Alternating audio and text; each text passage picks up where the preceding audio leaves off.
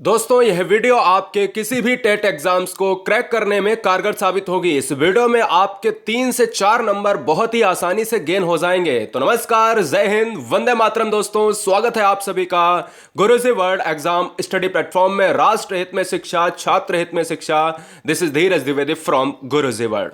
अभिसारी चिंतन, अपसारी चिंतन, डाइवर्जेंट एंड कन्वर्जेंट थिंकिंग से बहुत सारे प्रश्न बनते हैं जो चुटकी में आपका ये चैप्टर खत्म होने वाला है। आने वाला कोई क्वेश्चन एग्जाम में गलती नहीं होगा और ना ही रटना है, ना ही भैया दोबारा पढ़ने की जरूरत है। चलिए स्टार्ट करेंगे। सबसे पहले बेहद अच्छी तरीके से हम जान लेते हैं कि इसका एक पॉइंट बहुत ज्यादा पूछा जाता है कि भाई अभिसारी और अपसारी चिंतन पढ़ाते तो सब हैं, पढ़ते भी सब बच्चे हैं, लेकिन दिया किसने है ये बहुत बड़ी बात हो जाती है ना। बहुत सारे क्वेश्चंस भी आएंगे इस वीडियो में। हमने लास्ट में 7 से 8 प्रश्न भी लिए हैं। देखिए दोस्तों, अपसारी एवं अभिसारी चिंतन की बात करें तो यह गिलफोर्ड ने दिया है। किसने दिया है? गिलफोर्ड ने दिया है। कब प्रस्तुत किया है तो यह भी आपको याद रख लेना है, 1956 में। अब आएगा क्या? आएगा केवल इतना ही कि गिलफोर्ड ने किसने दिया है तो गिलफोर्ड ने। यह संभावना कम रहती जो सन पूछे। तो फिलहाल आपको याद रखना है कि महत्वपूर्ण पॉइंट में एक ही पॉइंट आपको याद रखना है कि अवसारी और अपसारी चिंतन किसने दिया है? मिस्टर गिलफोर्ड ने दिया है। और हम चलेंगे, अब हम बेहतरीन तरीके से सिलसिलेवार हम यहां पर चित्रात्मक समझने की कोशिश करेंगे। सबसे पहले हम बात कर लेते हैं अपसारी चिंतन, डाइवर्जेंट थिंकिंग की। तो देखिए दोस्तों, यहां पर बहुत सिंपल वे में आपको बताते हैं कि जब किसी व्यक्ति के सामने कोई समस्या रखी जाती है, पहले हम आपको देसी भाषा में समझाने की कोशिश करते हैं। माना कि आपके सामने कोई सवाल रखा गया, कोई सवाल आपके टीचर ने आपको दिया, ठीक है ना। मैं 3 एग्जाम्पल से समझाऊंगा दोनों चीजों को, अभिसारी और अपसारी को। यानी कोई भी टीचर ने आपको एक सवाल दिया और उसमें क्लास में 40 बच्चे हैं, 40 बच्चों में 35 बच्चों ने उस सवाल को एक विधि से किया और 5 बच्चों ने उसी सवाल को जाने कितने विधि से कर दिया। मतलब एक समस्या को कई तरीके से हल करना ही क्या कहलाता है? अपसारी चिंतन कहलाता है। पहले आप देख लेते हैं हम यहां पर क्या, यहां पर पहले हम देख लेते हैं कि भाई परिभाषा क्या है। जब किसी व्यक्ति के सामने कोई समस्या रखी जाती है एवं उस समस्या के समाधान के लिए, भाई समस्या होगी तो समाधान करना पड़ेगा ना, पक्का बात है। तो व्यक्ति अपनी कल्पना शक्ति एवं सृजनात्मकता, बहुत दिमाग लगाता है कि यह समस्या कैसे सॉल्व होगी, यह सवाल कैसे सॉल्व होगा, अगर यह सवाल ऐसे सॉल्व हो गया तो इस तरीके से, क्या दूसरे तरीके से सॉल्व हो सकता है।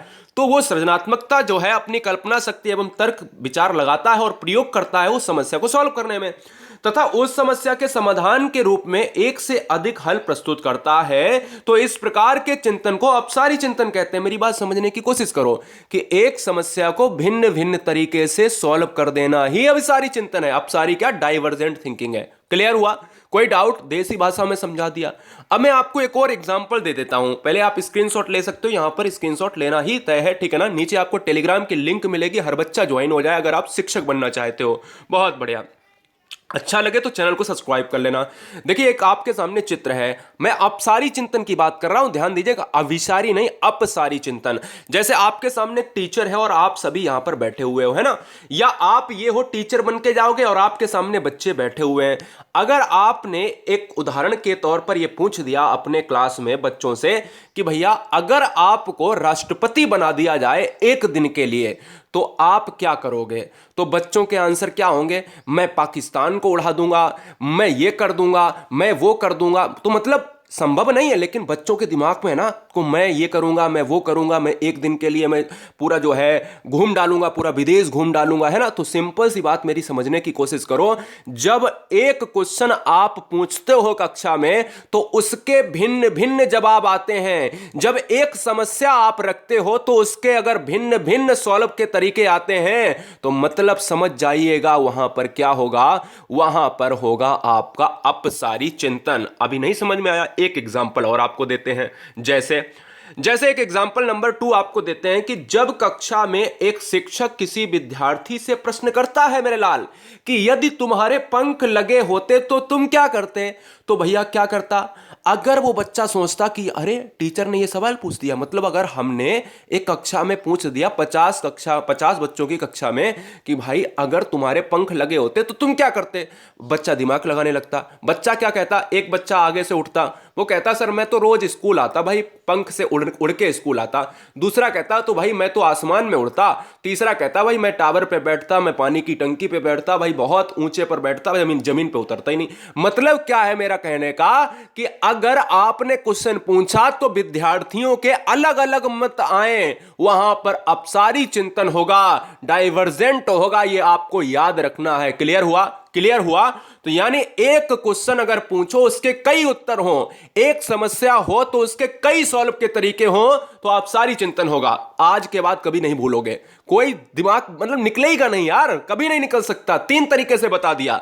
अब बात आती है इसके बिंदु क्या होते हैं। सुनिए, जो क्वेश्चन आता है, यही क्वेश्चन तो सबसे ज्यादा एग्जाम में हर बार पूछा जा रहा है, इससे ज्यादा आएगा नहीं। इससे ज्यादा अगर आएगा तो 7 क्वेश्चन वीडियो के लास्ट में आपको बता देंगे अभी फटाफट। तो सुनो, अपसारी चिंतन का पहला पॉइंट, 5 पॉइंट हम बताएंगे। पहला पॉइंट यह है कि आउट ऑफ द बॉक्स चिंतन अपसारी चिंतन से संबंधित होता है। आउट ऑफ द बॉक्स चिंतन होता क्या है? क्वेश्चन में पिछली बार आ रहा है, 3 साल से लगातार पूछा जा रहा है कि आउट ऑफ द बॉक्स किस चिंतन से संबंधित है। ऑप्शंस थे अपसारी, अभिसारी, मुक्त, ये सभी थे। तो यार आपको लगाना है क्या? अपसारी चिंतन लगाना है।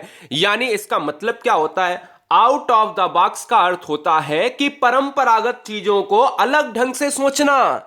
एक समस्या है तो उसको कितने तरीके से सॉल्व कर सकते हैं, एक सवाल है तो कितने तरीके से यहां पर सॉल्व कर सकते हैं, एक प्रश्न है तो उसके कितने उत्तर आ सकते हैं। तो यार ये चीजें है ना, यही अपसारी चिंतन की बात करते हैं। अलग सोचना ही आउट ऑफ द बॉक्स है। क्लियर हुआ? क्लियर हुआ? नीचे सभी बच्चे जय हिंद लिखें। हर बहन हर भाई का सिलेक्शन चाहता हूं, इसलिए पूरी जोर से पूरी जी जान से लगा हुआ हूं। कभी यहां पर आप कभी ये नहीं कह सकते कि हमें पढ़ाया नहीं गया। पॉइंट नंबर नेक्स्ट मेरे लाल क्या है कि यह सृजनात्मकता को बढ़ावा देता है। क्वेश्चन में आया है कि ऐसा कौन सा चिंतन है जो सृजनात्मकता पर बढ़ावा देता है, तो आंसर क्या होगा? अपसारी चिंतन। बात खत्म। दूसरा पॉइंट है कि इसमें किसी समस्या के एक से अधिक हल होते हैं। बिल्कुल, उपरोक्त उदाहरण मैंने बताया कि एक समस्या के अधिक होते हैं। मैंने क्या कहा? हमने ये कहा कि अगर राष्ट्रपति बना दिया जाए तो एक बच्चा कहेगा भाई मैं ये कर दूंगा, दूसरा कहेगा मैं ये कर दूंगा, तीसरा कहेगा मैं गरीबों के लिए कर दूंगा, मैं अन्नदान करूंगा, और मैं ये करूंगा डॉट डॉट। तो बहुत सारे अनेक समस्याओं के अनेक हल होते हैं। नेक्स्ट पॉइंट और लास्ट के 2 पॉइंट आपको और पूछता है, कहता है कि कल्पना शक्ति पर आधारित चिंतन कौन सा होता है। तो आप कहते हो कि भाई अपसारी चिंतन है, ये बता दिया, लेकिन उसके पहले चौथा देखो, यह रूढ़िबद्ध नहीं है, अर्थात किसी एक ही बिंदु पर केंद्रित नहीं है। तो क्वेश्चन क्या हो गया? मतलब अगर क्वेश्चन में आए कि जो एक बिंदु पर केंद्रित ना हो और बहुकेंद्रित हो, बहुकेंद्रित का मतलब ही यार वही सिंपल सा हुआ कि एक समस्या के अनेक समाधान, एक समाधान तो है नहीं। तो यहां पर क्या होगा? वो भी आपका अपसारी चिंतन होगा। क्लियर है? कोई डाउट, कोई समस्या नहीं होना चाहिए। यह समस्या है तो कमेंट जरूर करें हमें। अब देखो, अगर समस्या होगी भी तो इसमें सॉल्व हो जाएगी, क्योंकि जब 2 चीजें पढ़ते हैं ना तो हमारी पहले वाली चीज में कोई थोड़ी भी समस्या बची होती वो खत्म हो जाती है। जैसे एक आता है अपसारी, जो अपसारी मैंने पढ़ लिया कि भाई समस्या के अनेक समाधान हो सकते हैं, प्रश्न करने के अनेक तरीके हो सकते हैं। तो भैया कल्पना और सृजनात्मकता 2 वर्ड याद रखना है, वो अपसारी से है संबंधित। अब बात आती है अभिसारी, कन्वर्जेंट थिंकिंग। इसमें समस्या एक ही बिंदु पर केंद्रित तो होती है मेरे लाल। क्या? इसमें एक ही बिंदु पर समस्या केंद्रित होती है। अगर आप एक टीचर बन के जाते हो, कक्षा में आपके सामने बहुत सारे लड़के हैं और उसमें से आप एक क्वेश्चन पूछते हो कि ये बता दो, क्या कि ये बता दो भैया कि आप ये बता दो कि उत्तर प्रदेश की राजधानी क्या होगी, मध्य प्रदेश की राजधानी क्या होगी। तो आपका सभी का आंसर आएगा एक, या तो लखनऊ होगी, या तो आप कहोगे क्या भोपाल होगी, या राजस्थान की पूछ लोगे तो वो भी एक राजधानी की बात करेगा, है ना। जहां पर एक उत्तर हो, जहां एक ही उत्तर हो, वहां पर आप ये कह सकते हो कि अभिसारी चिंतन होगा, कन्वर्जेंट थिंकिंग होगा। अभी मैं दूसरा एग्जांपल लूंगा। मतलब क्या कहना चाहता है? अपसारी चिंतन बहुत ही समस्याओं का समाधान, अलग अलग तरीका, अभिसारी चिंतन मात्र एक तरीका। मेरी बात समझे देसी भाषा में, जहां बहुत से तरीके वहां अपसारी, जहां मात्र एक तरीका वहां अभिसारी, अपसारी अनेक तरीका, अभिसारी एक तरीका। मेरी बात समझने की कोशिश करें मेरे लाल, मैंने बहुत बार रिपीट किया इस क्वेश्चन को। अब दूसरा हम एग्जांपल लेते हैं आपके सामने। जैसे जब शिक्षक बालक से प्रश्न करता है कि बताओ भारत की राजधानी क्या है, तो बहुत सारे बच्चे आंसर देते हैं दिल्ली ही है, क्योंकि इस प्रश्न का उत्तर एक ही है।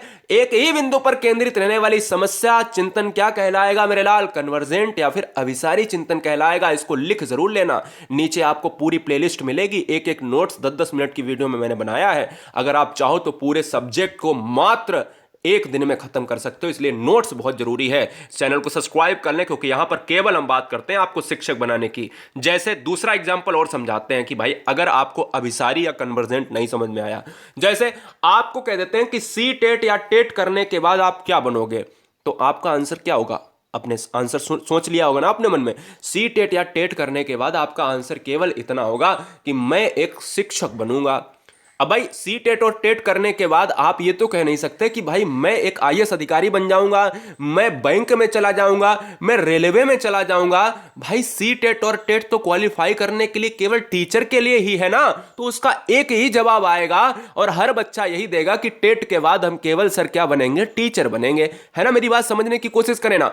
टेट हमारा जो होता है वो क्लियर करने के बाद आप रेलवे के एग्जाम को क्रैक नहीं कर पाएंगे, क्योंकि रेलवे टेट नहीं मांगती, सी टेट नहीं मांगती, सी टेट और टेट मांगती है टीचर ही की वैकेंसी मांगती है। तो मेरी बात समझे, केवल एक प्रश्न अगर कक्षा में आ रहा है तो आप समझ लो कि अभिसारी चिंतन होगा।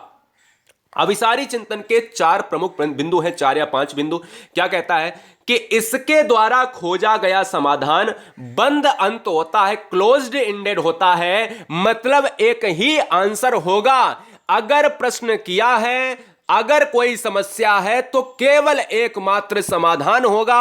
अगर कोई प्रश्न है तो उसका एकमात्र सॉल्यूशन होगा। वहां क्या होगा? अभिसारी या कन्वर्जेंट यहां पर थिंकिंग होगा।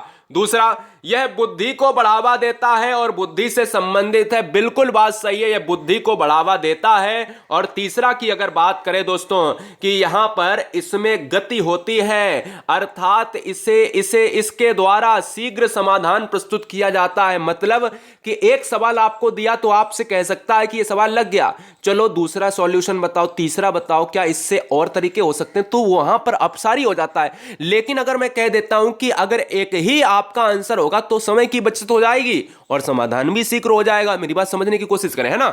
और चौथा और पांचवा लास्ट पॉइंट है, फिर हम चलेंगे क्या 7 से 8 प्रश्न लगाएंगे।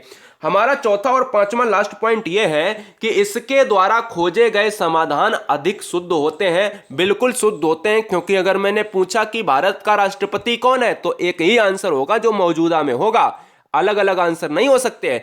अगर मैंने कहा कि भाई ये तथ्यों पर आधारित होता है, बिल्कुल तथ्यों पर आधारित होगा। जो सब कुछ दिख रहा है सामने की एक समाधान है, एक ही केंद्र की बात कर रहा है, तो वहां पर क्या होगा? अभिसारी चिंतन होगा। मेरी बात समझने की कोशिश करें, ठीक है ना। आज के बाद कोई बच्चा अपसारी अभिसारी भूल जाए तो भाई पढ़ाना छोड़ दूंगा। मैंने वादा किया है पूरी तरीके से, बिल्कुल बेहद आसान भाषा में, देसी भाषा में 3-3 4-4 एग्जाम्पल के तौर पर यहां पर बताने की कोशिश करी है। सभी बच्चे चैनल को सब्सक्राइब कर लें, और लाइक नहीं किया है आपने, मुझे दिख रहा है। पहला क्वेश्चन देखिएगा, यहां पर 7 क्वेश्चन करेंगे अपन, देखिएगा बहुत ध्यान से देखिए, जो पढ़ाया है बस उसी से करेंगे। सृजनात्मकता मुख्य रूप से संबंधित होती है। सृजनात्मकता मुख्य रूप से कहां से संबंधित होती है? भैया मैंने आपसे कहा कि 2 होते हैं, एक होता है अपसारी और एक होता है अभिसारी।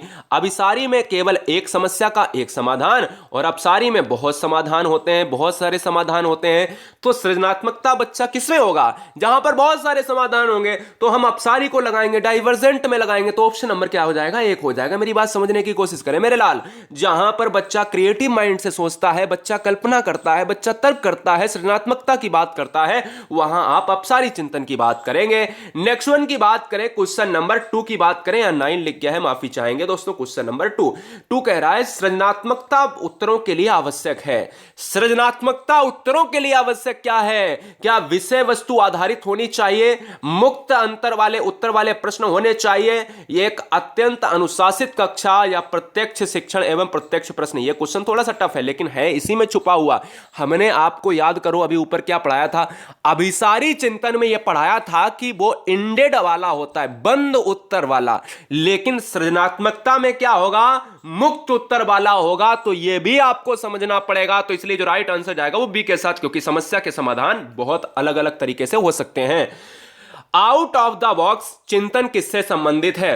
अरे आउट ऑफ द बॉक्स ये तो बहुत सिंपल है। अभी मैंने पहले वाले पार्ट में पढ़ाया कि जब समस्या को अलग ढंग से प्रस्तुत किया जाए तो वहां पर आपका अपसारी चिंतन होता है।